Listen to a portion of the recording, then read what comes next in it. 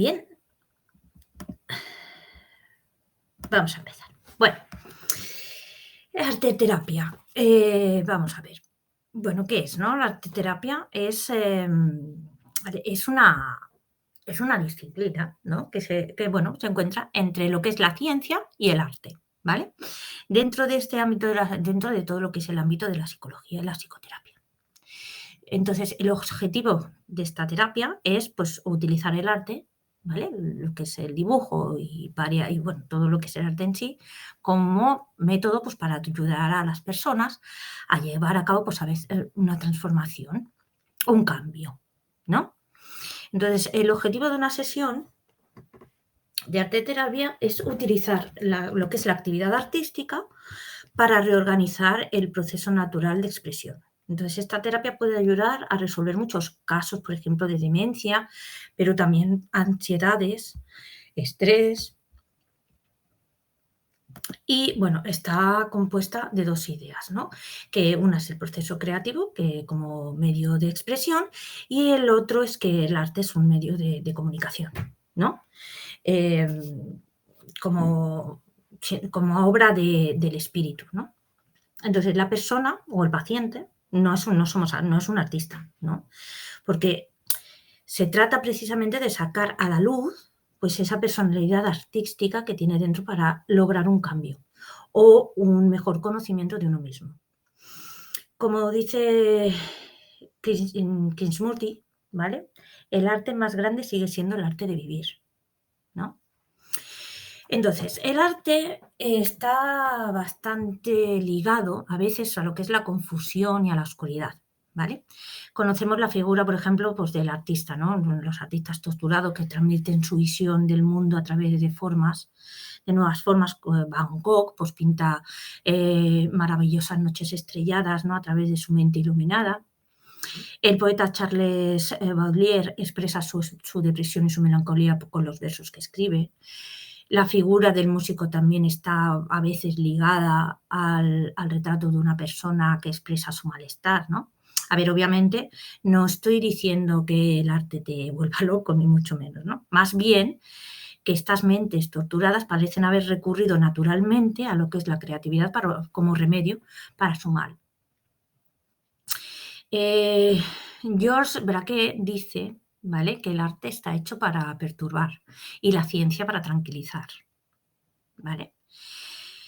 Bueno, ya en la antigua Grecia, el teatro, no sé si os acordáis de los teatros griegos, bueno, el teatro tenía una función de catarsis prácticamente. A través de la expresión simbólica, ¿vale?, que tenían, permitía, pues, liberarse y, según Aristóteles también, purificar las pasiones, ¿no? El arte es una expresión, una actividad que le es única a lo que es la conciencia humana, ¿no? Y que parece tener también muchos efectos beneficiosos para nosotros. Es un tema bastante importante de reflexión filosófica, ¿no? Pero también la teoría entra en conflicto. Para Nietzsche, por ejemplo, el arte permite vivir embelleciendo, pues, un mundo que es demasiado difícil de soportar, ¿no? Otros, desde Plotino hasta Hegel, explican que el arte, pues, es un medio de acceso al conocimiento. Entonces, Platino dice que el arte imita al mundo y contiene el modelo que imita, ¿vale? Lo que es la obra de arte tiene, por eso, un conocimiento intuitivo, ¿no? Distinto del que transmitimos cuando hablamos, del que transmitimos con nuestro lenguaje, ¿no? Entonces, para Plotino, el arte es una realidad sensible y tangible, no un concepto, nada más, ¿no? Parece ser también un puente entre lo que es el espíritu y la materia, ¿no? Entonces, también el pensamiento romántico, ¿vale?, digámoslo así, lo ve como también como un revelador humano, ¿no? Pues, bueno, al ser transfigurado, el arte también revela el mundo, ¿no? Ya sea a través de sus procesos creativos o al contemplar el resultado el arte parece responder a los problemas del ser humano, ¿no? Y a la vez confundirle sobre lo que él piensa sobre el mundo en general, ¿no? O sobre lo que él piensa saber, digámoslo así, ¿no? Entonces, el lado terapéutico que tiene se extenderá con el trabajo también de Sigmund Freud, ¿vale? Que, bueno, en muchos cursos se nombra. Pero para Sigmund Freud, el artista crea unos procesos similares a los procesos de los sueños. De esta manera, pues permite transponer las propias pasiones a otros planos, ¿no? También para Schnepper, para él el mundo es un abismo de sufrimiento sin sentido, ¿no? Ve el arte como un remedio y un consuelo también, ¿vale? En este sentido, el arte parece tener, pues eso, un propósito terapéutico seguro, ¿no? Vamos a hablar un poquito de los fundamentos del funcionamiento del cerebro humano, un poquito por encima, ¿no? Vamos a hablar un poquito de biología, vamos a ver algunas funciones, porque es importante para entender los beneficios del arte, ¿vale? En nuestro cuerpo. Entonces, el funcionamiento de nuestro cerebro apenas comienza a ser comprendido, ¿no? Y es objetivo de muchas investigaciones hoy en día, pero sin embargo, es posible hacer un pequeño esbozo, ¿no? del mecanismo de una manera general. Bueno, vamos a ver, el cerebro más o menos pesa como 1,3 kg, ¿no? Es el órgano que está más protegido de nuestro cuerpo, ¿no? Está recubierto de envolturas llamadas meninges y formadas por dos hemisferios, ¿no? El derecho y el izquierdo. Y por el cerebelo, que es un pequeño cerebro arcaico responsable del equilibrio, ¿no? Entonces, cada hemisferio del cerebro está compuesta por estas 4 partes, ¿no? El lóbulo frontal, que es el lugar del razonamiento, ¿vale? Las funciones del lenguaje, la coordinación, la motriz voluntaria, todas estas cosas. El lóbulo parietal, que es el centro de conciencia de nuestro cuerpo, ¿no? Y del espacio circundante. El lóbulo occipital, que permite integrar los mensajes, y el lóbulo temporal para la audición, la memoria, las emociones. Entonces, el cerebro tiene cientos de miles de células nerviosas que las llamamos neuronas, bueno, que se llaman neuronas, ¿no?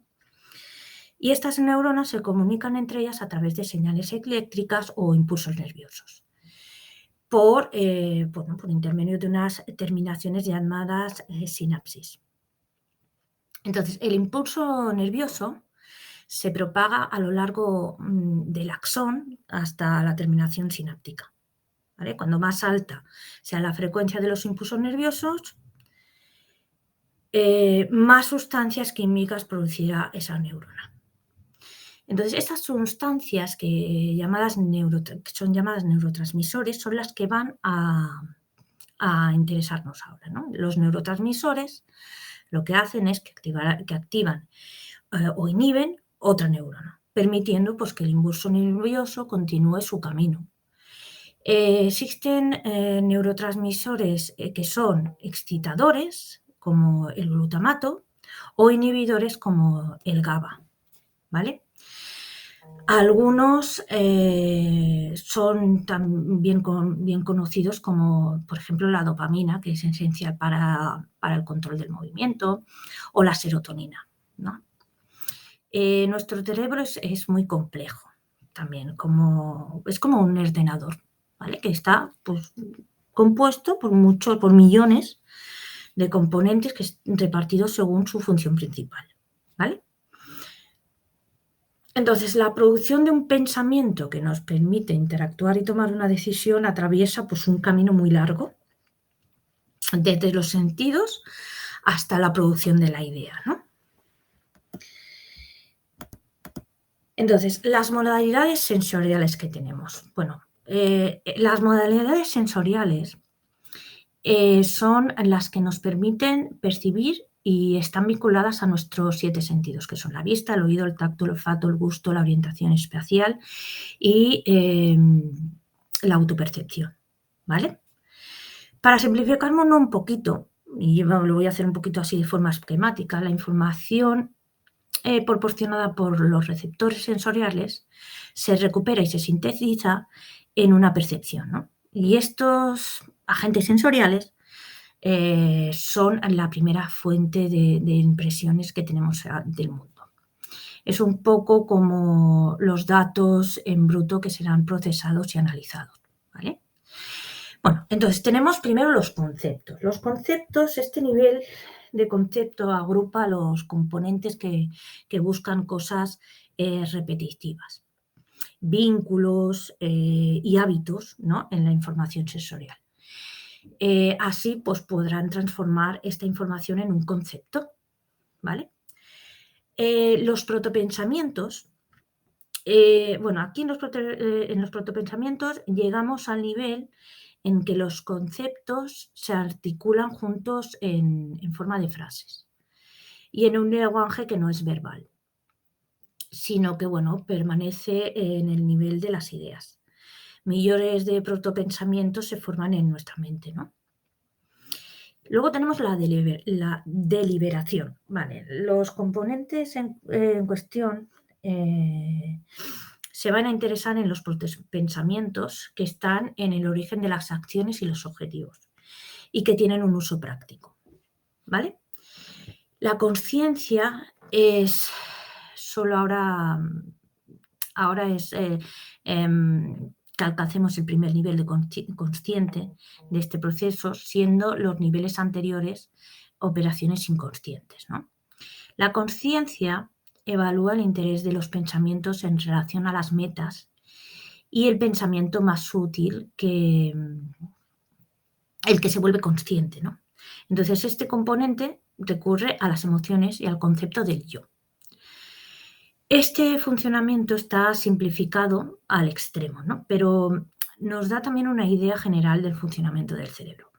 No todo funciona en forma jerárquica, digámoslo así, sino que es una gran organización en componentes que están permanentemente interconectados, ¿vale? Bien, el cerebro funciona y disfunciona. Vale, ¿cuáles son las principales funciones que desempeña esta inmensa maquinaria que te he mostrado y que son esenciales para nuestro funcionamiento, ¿no?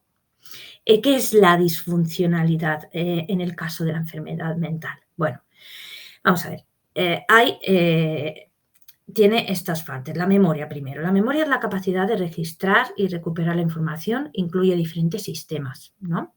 La memoria a corto plazo, la memoria de trabajo y la memoria a largo plazo. Entonces, hay dos tipos de memoria. Una es una memoria explícita, que es declarativa, y recuerda pues la información exacta que aprendemos, ¿no? Es la que, bueno, permite asimilar los conocimientos y luego transmitirlos. Incluye pues también una memoria semántica, los conocimientos que tenemos del mundo a través de las palabras y el vocabulario, ¿no? Y una memoria episódica, que es nuestra cronología, ¿vale? Y recuerdos, que están constituidos por hitos temporales y sensoriales, ¿no? Y luego tenemos la memoria implícita, que es la no declarativa. Esta es el aprendizaje del cómo, o saber cómo hacer algo con nuestros conocimientos y nuestras habilidades. Entonces, el recuerdo se construirá a través del circuito del hipocampo y el circuito de Pápez, que están compuestos de estructuras hechas de sustancia gris en la parte profunda del cerebro, ¿no? La cual pues expresa todas las emociones. Entonces, es la desregulización, ¿vale? Que no me sale la palabra, de esta organización cerebral lo que causa las enfermedades neurodegenerativas como el Alzheimer, por ejemplo. Entonces, la persona con esta patología solo conserva sus viejos recuerdos, ¿no? Que están almacenados y consolidados por el hipocampo, pero ya no puede almacenar nuevos recuerdos, ¿vale? La afasia del lenguaje. Es el lenguaje, ¿no? Es la capacidad de estar en fase con los demás, ¿no? De comunicarse, digamos. La afasia incluye actividades de expresión y, por lo tanto, pues el habla y las actividades de recepción como la escucha y entender, ¿no? Es una función específica del ser humano que le permite pues articular un lenguaje hablado y también leer. La praxis, que es la habilidad de practicar, son todas las acciones motrices que realizamos con un objetivo en mente y que corresponden pues perdón, a programas complejos asimilados por nuestro cerebro. Por ejemplo, pues cepillarse los dientes o caminar, estas cosas, ¿no? La anoxia son las capacidades de reconocimiento, de identificación a través de los sentidos, ¿vale? Y la ubicación espacial de nuestro cuerpo en el espacio. Y luego las funciones ejecutivas. Esta última funciones son una especie de controladores que procesan y clasifican el resto de información, ¿vale? Se trata pues de organizar, planificar o hacer una abstracción, ¿no? Forman parte de lo que es la función cognitiva que se desarrolla más tarde. Así que, bueno, aquí teníamos un poquito el funcionamiento, ¿no? Ahora vamos a hablar un poquito del arte y la creatividad. Bueno, para contar la historia del arte y la creatividad, probablemente necesitaríamos mucho, ¿no? Desde la época de las cavernas, nosotros, bueno, el ser humano ha utilizado colores y formas para expresar sus emociones. Platón iniciaría una reflexión sobre los efectos del arte en la humanidad también.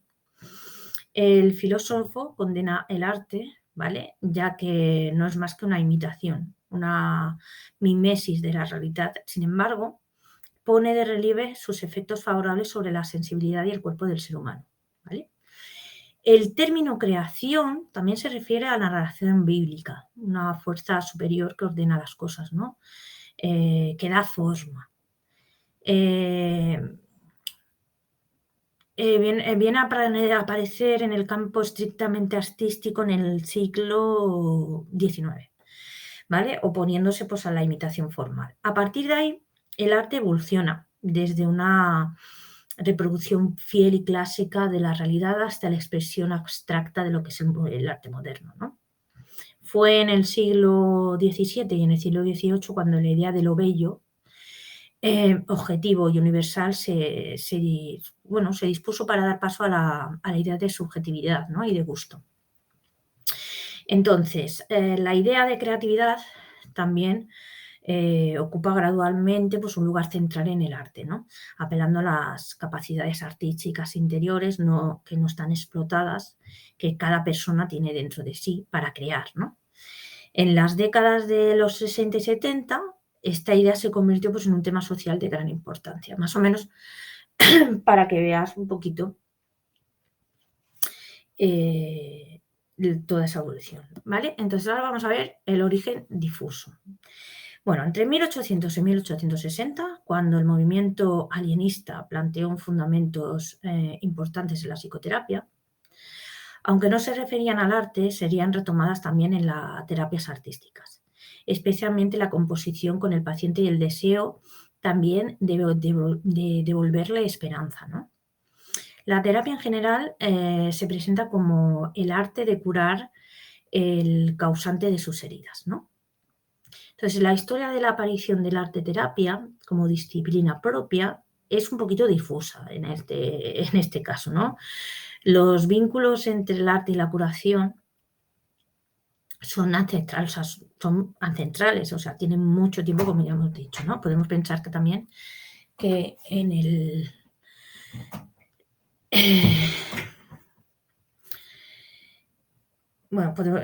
que el chamanismo y en el uso del ritmo y del color, ¿no? El arte es el terreno propio de la creación y la expresión personal. Y hacer arte siempre parece haber sido un proceso liberador.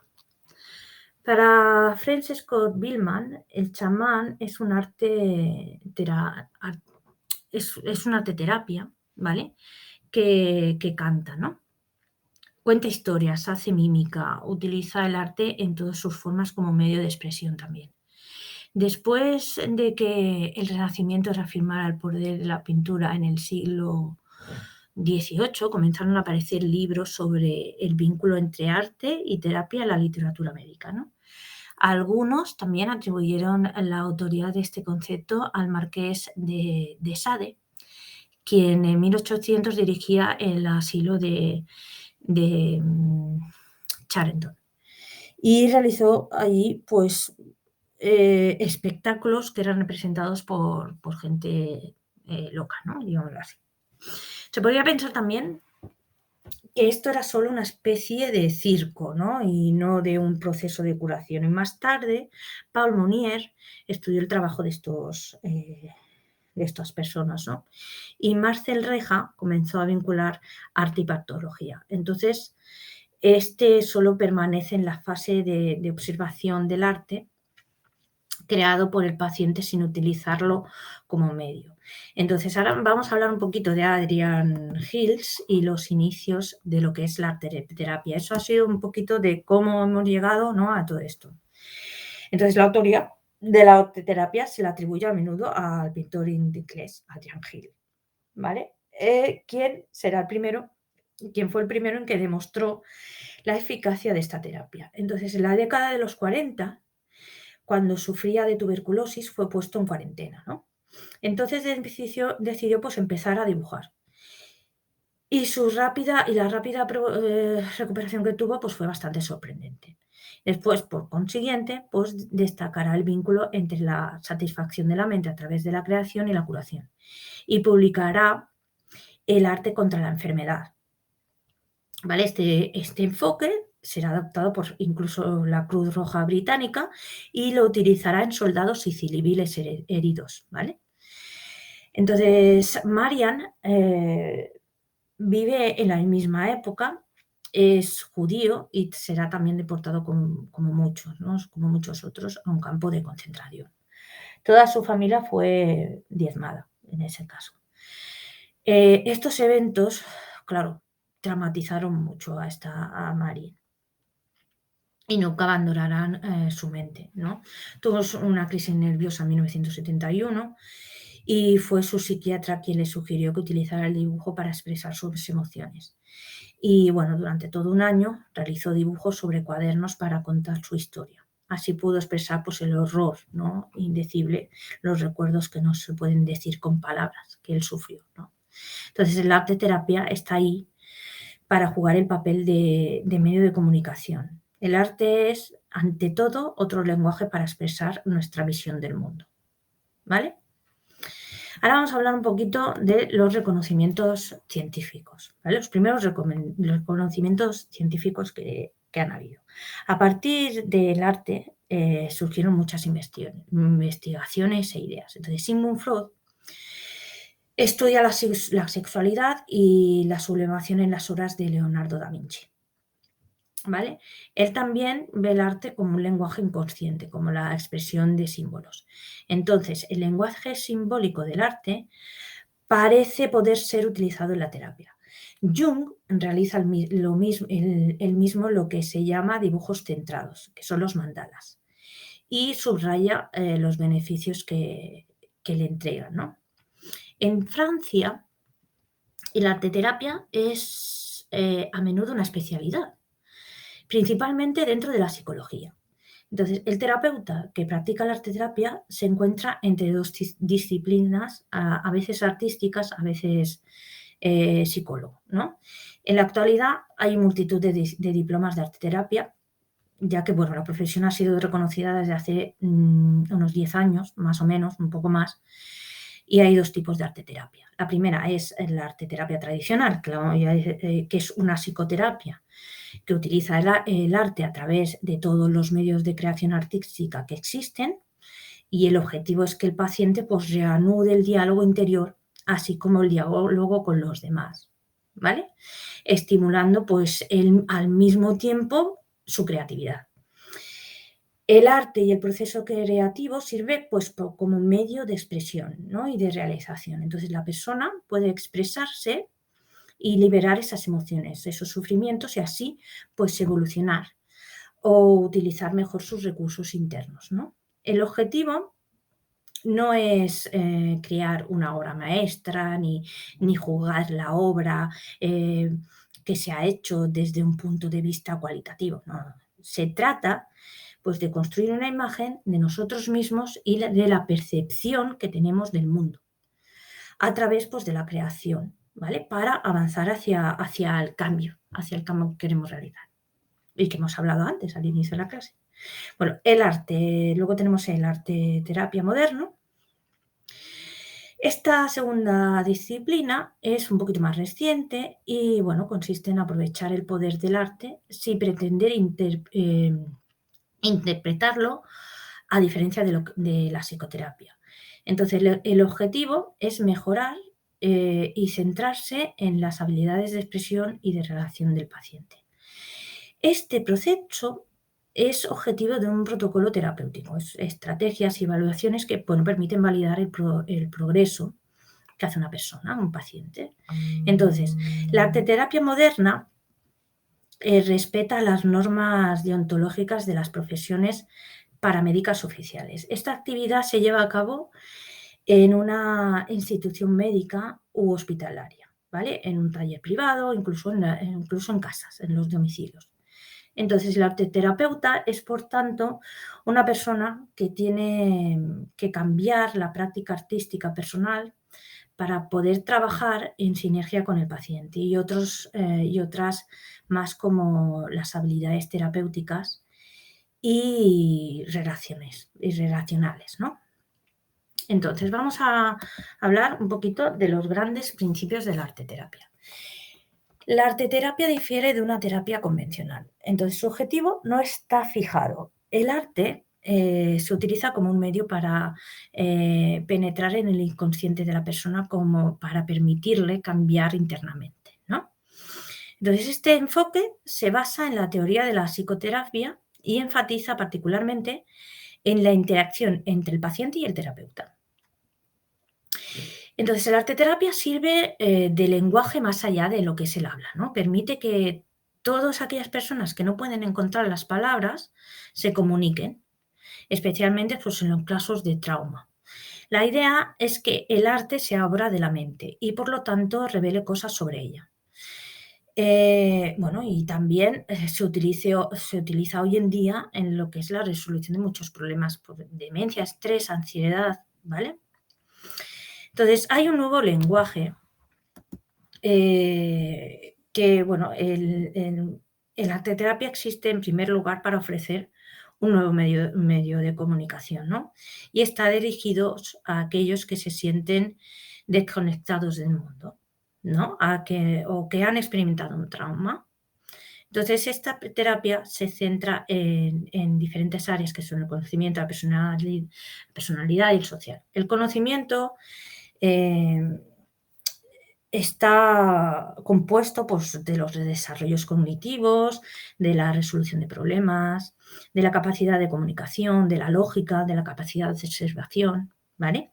La personalidad está compuesta pues, de los valores, de la atención, de los hábitos, de la percepción que tiene.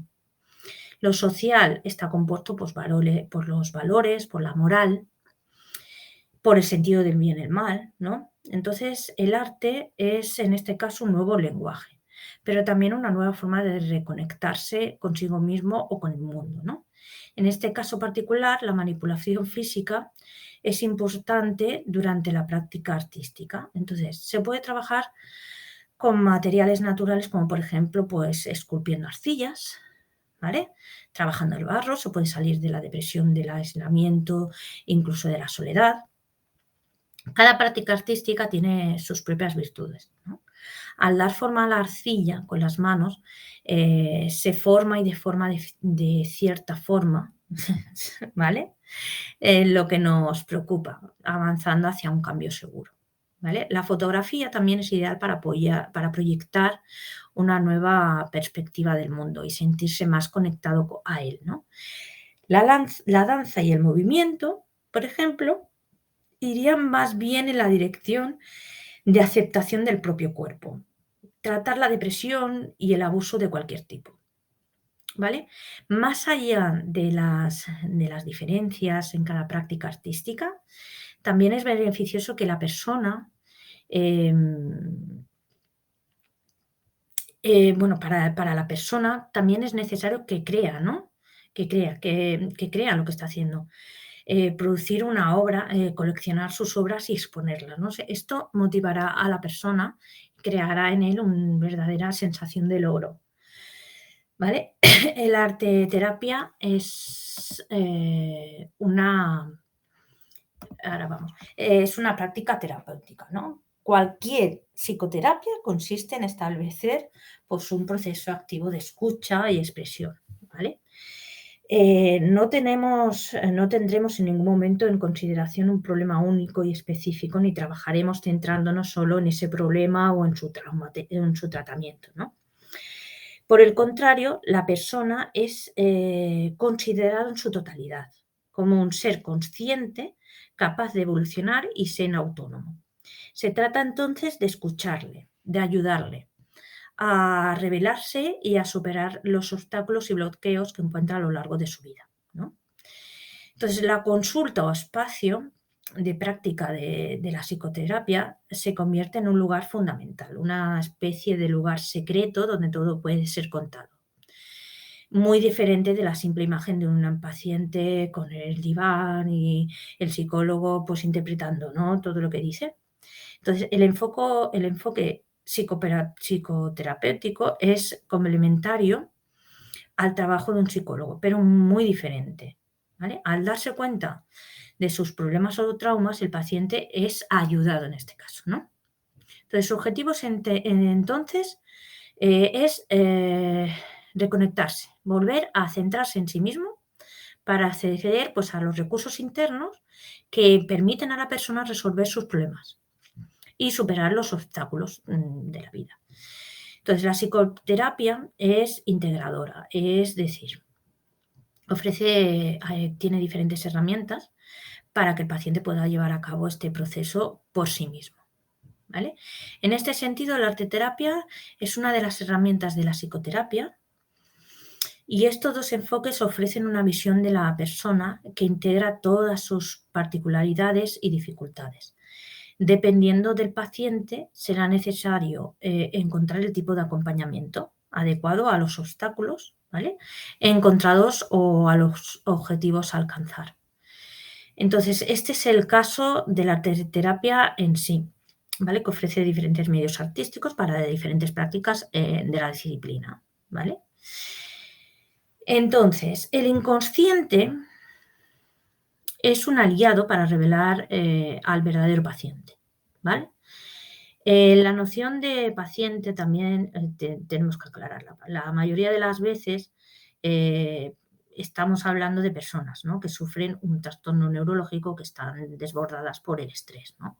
Pero también puede tratarse de personas que simplemente quieren convertirse en actores conscientes de su existencia, ¿vale? Entonces, el inconsciente puede ser revelado de muchas maneras, principalmente en el sueño, en el acto perdido, el lapsus, pero también en la creación artística, que Sigmund Freud comparaba con el sueño, ¿vale? Entonces, el arte es un revelador de la vida psíquica y emocional de la persona, ¿vale? El arte terapia es similar a la psicoterapia porque se basa ante todo en la escucha, ¿no? Se trata de tomar conciencia de los comportamientos que vienen de un piloto automático, ¿vale? Sin tener ningún trastorno de salud mental, todos conocemos la sensación de que ya no tenemos control sobre nuestras vidas a veces, ¿no? Que estamos tan atrapados en el flujo de los acontecimientos que tenemos que nunca volvemos a centrarnos en nosotros mismos y en nuestras acciones, ¿verdad? Entonces, este comportamiento típico de nuestras sociedades modernas es destructivo, ¿vale?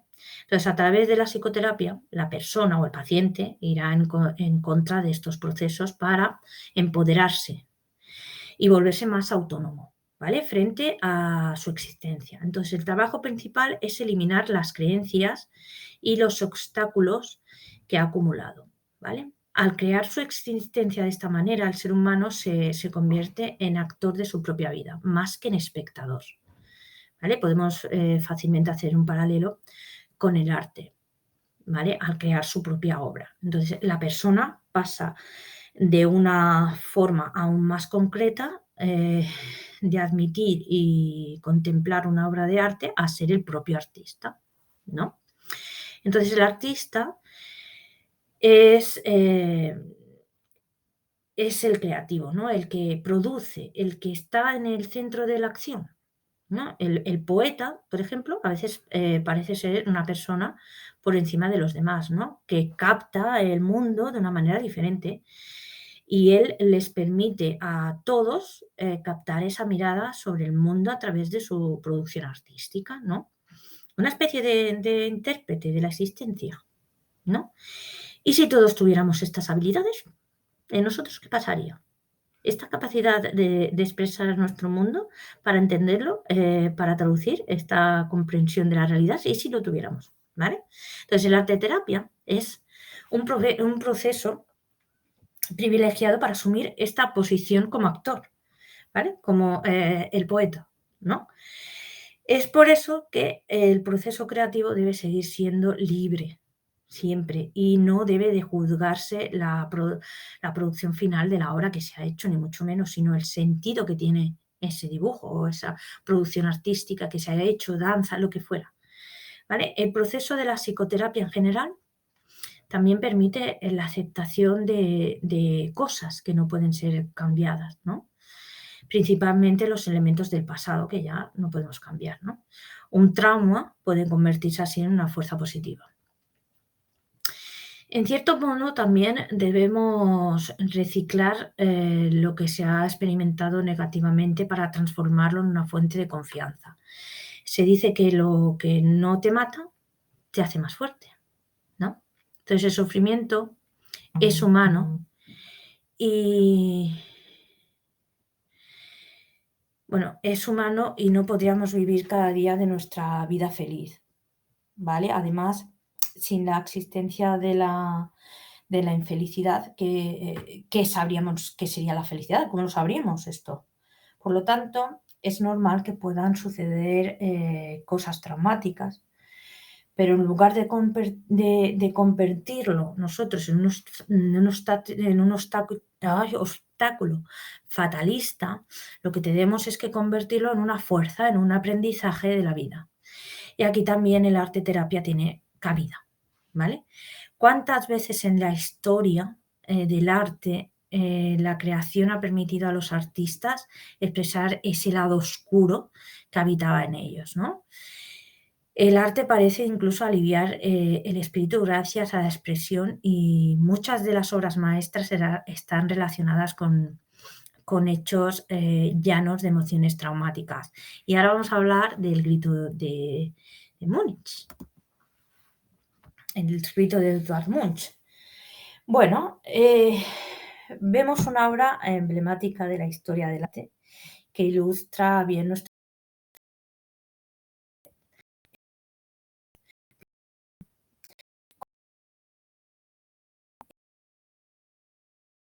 obra. El artista pintó muchos cuadros inspirados en la muerte y su omnipresencia en la vida.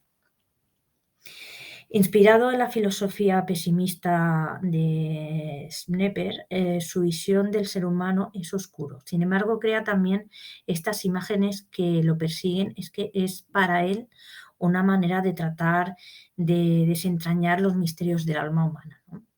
Su madre y una de sus hermanas murieron de tuberculosis y adaptó al expresionismo. Tradujo sus angustias y obsesiones en sus obras, siendo el arte una expresión catártica de su sufrimiento. El expresionismo es generalmente el medio por el cual la persona o el ser humano podrá liberarse de su sufrimiento, ¿vale? O sea, aquí Edvard Munch lo que fue es esto, ¿vale? El horror, el de la guerra que él sufrió, ¿vale? Sus hermanas las vemos aquí detrás porque se fueron, están detrás. En fin, esto es la representación que él tuvo de esos episodios traumáticos. Vemos aquí los barcos de guerra. Bueno, si veis bien el cuadro, se ve muy bien y el horror que él sentía y cómo se sentía él ante todo esto, ¿vale? Bueno, pues hasta aquí llega la clase. Espero que os haya gustado, que hayáis visto cosas, que os hayáis interesado por la arte de terapia. Bueno, si queréis practicarla, sabéis que tenemos un curso de arte terapia, lo vamos a lanzar pronto, así que si tenéis interés, pues solo tenéis que decirlo y estaréis en la primera convocatoria de arte terapia. Un abrazo muy fuerte.